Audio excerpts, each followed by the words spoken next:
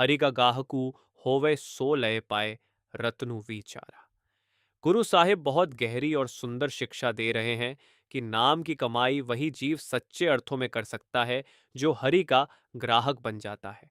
संसार में हम देखते हैं कि हर मनुष्य किसी न किसी का ग्राहक बना हुआ है। कोई धन का ग्राहक है, कोई मान बढ़ाई का ग्राहक है, कोई परिवार और रिश्तों का ग्राहक है, कोई अपनी इच्छाओं और तृष्णाओं का ग्राहक है। जिस चीज का मनुष्य ग्राहक बन जाता है, उसका जीवन धीरे धीरे उसी के चारों ओर घूमने लगता है। गुरु साहिब समझाते हैं कि यदि भक्ति में सफलता प्राप्त करनी है, यदि नाम की कमाई करनी है, तो सबसे पहले यह देखना होगा कि हम ग्राहक किसके बने हुए हैं। यदि मनुष्य संसार का ग्राहक बना रहता है, तो वह भक्ति में कभी आगे नहीं बढ़ सकता। बहुत से लोग नाम भी लेते हैं, पूजा भी करते हैं, पाठ भी करते हैं, लेकिन उसके पीछे छिपा हुआ उद्देश्य संसार की इच्छाएं होती हैं। कोई यह सोचकर भक्ति करता है कि बेटा सफल हो जाए, बेटी का विवाह अच्छे घर में हो जाए, कारोबार में लाभ हो जाए, मुकदमे जीत जाए, समाज में इज्जत बढ़ जाए। गुरु साहिब समझाते हैं कि यह भक्ति का रास्ता नहीं है, यह तो संसार के साथ किया हुआ एक सौदा है।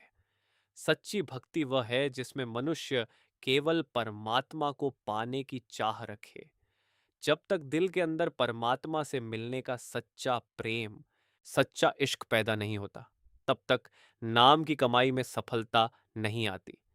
संसार में बहुत लोग परमात्मा की पूजा करते हैं, लेकिन वह पूजा भी कभी कभी उसी प्रकार होती है जैसे लोग सांप की पूजा करते हैं।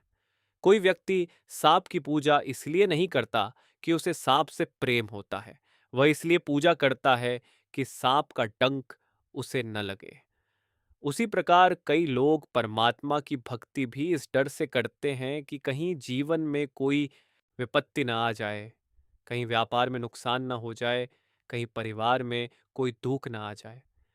गुरु साहिब समझाते हैं कि यह भक्ति नहीं है, यह भय है। सच्चा भक्त वह है जो प्रेम से भक्ति करता है।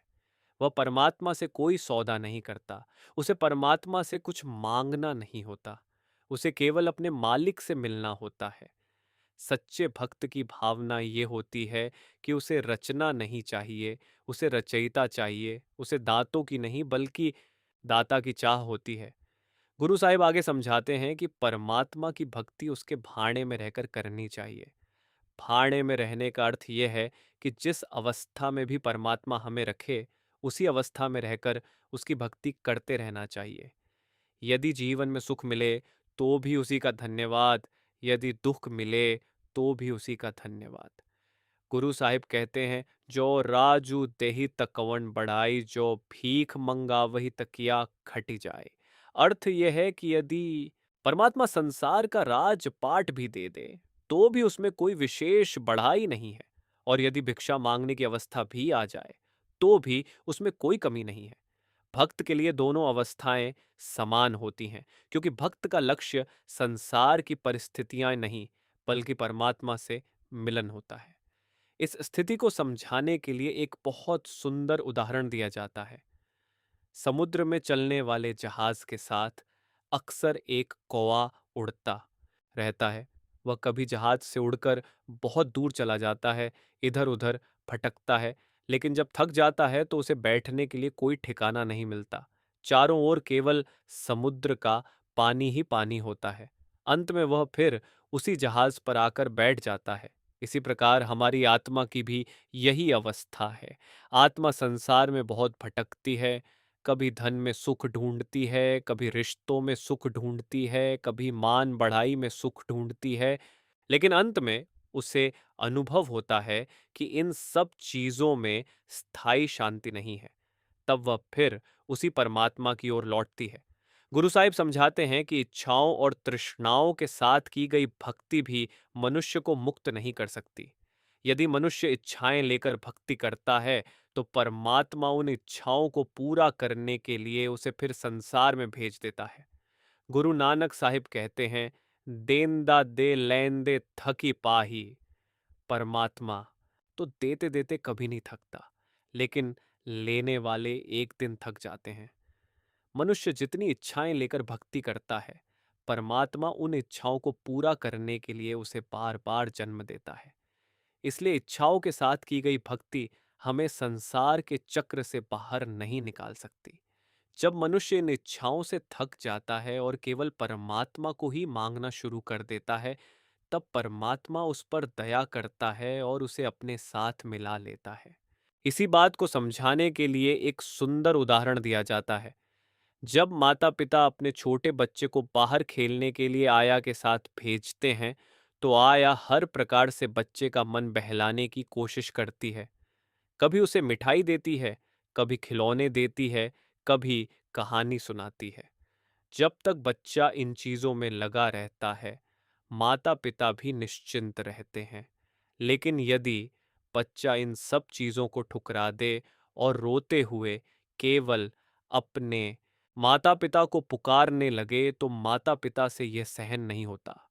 वे तुरंत दौड़कर आते हैं और बच्चे को उठाकर अपने सीने से लगा लेते हैं।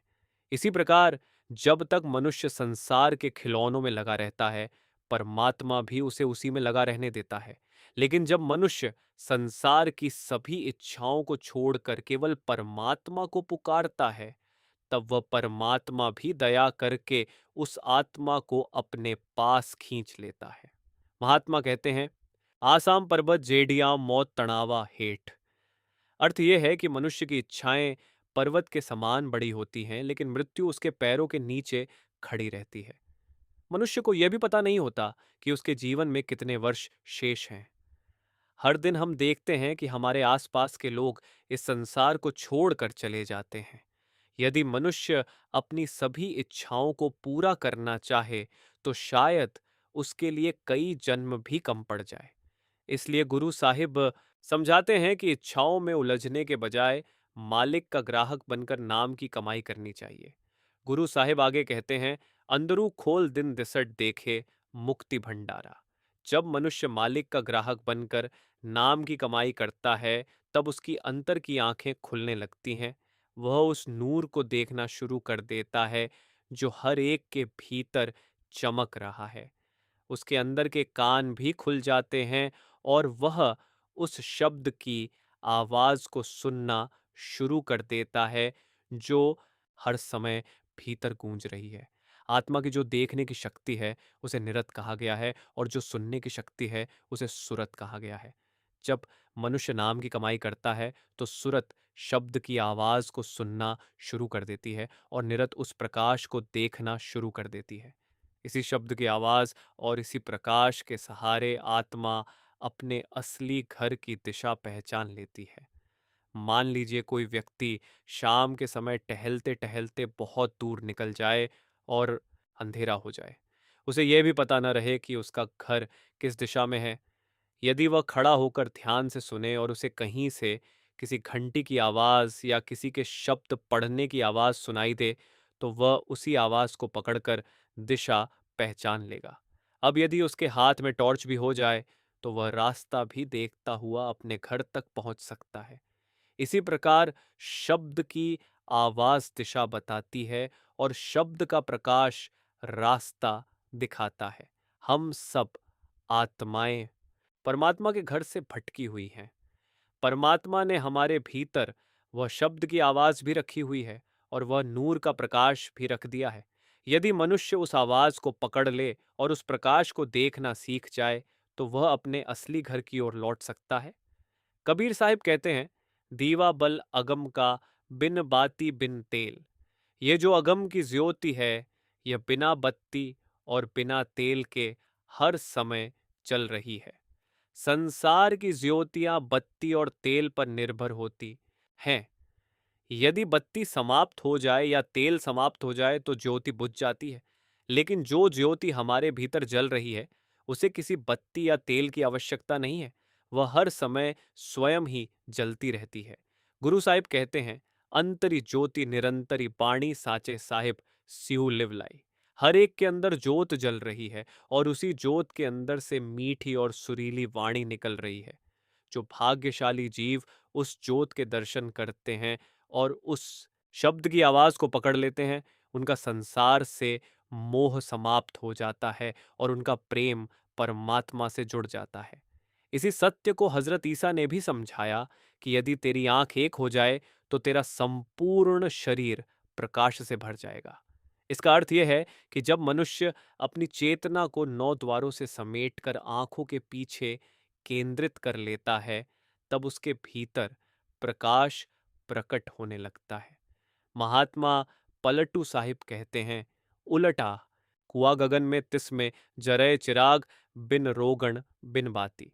अर्थ यह है कि जब मनुष्य अपनी चेतना को आंखों के पीछे इकट्ठा करता है, तब उसे उस ज्योति के दर्शन होते हैं जो बिना तेल और बिना बत्ती के जल रही है। स्वामी जी महाराज समझाते हैं, बसो तुम आए नयनन में सिमट कर एक यहाँ होना। जब मनुष्य अपनी चेतना को समेटकर आंखों के पीछे लाता है, तब वह द्वैत से निकलकर एकता में प्रवेश करता है। उसी स्थान पर उसे उस ज्योति के दर्शन होते हैं जो उसे उसके असली घर की ओर ले जाती है। इसीलिए सभी महात्मा अपनी वाणी में उस शब्द की आवाज और उस प्रकाश का वर्णन करते हैं। यही आत्मा का सच्चा मार्ग है और यही मुक्ति का मार्ग है। जब मनुष्य संसार का ग्राहक बनकर जीवन बिताता है, तो वह संसार में भटकता रहता है।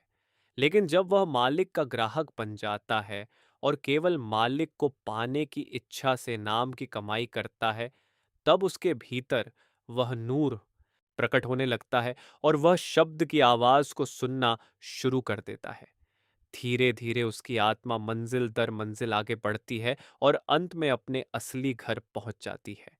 इसलिए गुरु साहिब समझाते हैं कि यदि नाम की कमाई में सफलता प्राप्त करनी है, तो संसार का ग्राहक बनकर नहीं, बल्कि मालिक का ग्राहक बनकर भक्ति करनी चाहिए।